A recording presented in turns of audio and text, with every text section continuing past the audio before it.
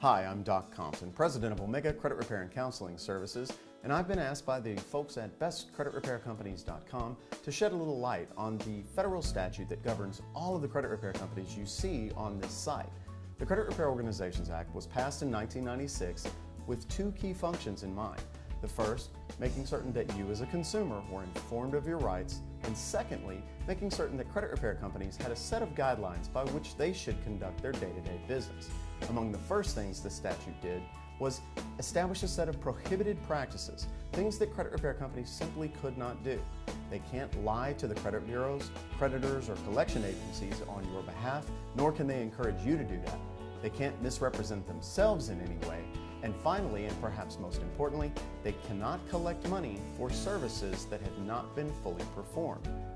In keeping with the basic idea that the consumer should be informed, there's a lengthy disclosure provided for in the Credit Repair Organizations Act that all credit repair organizations must provide to any client prior to signing their contract. The contract itself must be dated, it must be written, it must contain detailed information about the services to be performed, an estimate of how long it'll take to complete those services, and the total cost of the services to be provided. Additionally, it must contain in bold print a 3-day right of rescission for the consumer, basically allowing the consumer to cancel with no fee or penalty of any kind the contract within 3 days of having signed it. A credit repair organization is not allowed to ask you to waive any of your consumer rights at the state or federal level. And if their contract asks you to do so, that contract is null and void and unenforceable in any state or federal court.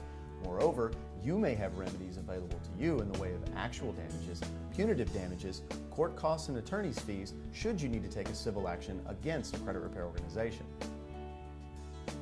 The Federal Trade Commission is largely charged with the duty of enforcing the Credit Repair Organizations Act, but it also allows for some state enforcement as well. There's a 5-year statute of limitations that begins either when the date of the violation occurs or when the consumer first becomes aware that a violation or misrepresentation covered by the Act takes place. Whether you're a credit repair professional or one of the many consumers visiting this site every day in search of a legitimate credit repair company, I certainly hope that this information has been useful and helpful. If you have any additional questions, don't hesitate to contact bestcreditrepaircompanies.com for more information. Until next time, I'm Doc Compton. Thanks so much for watching.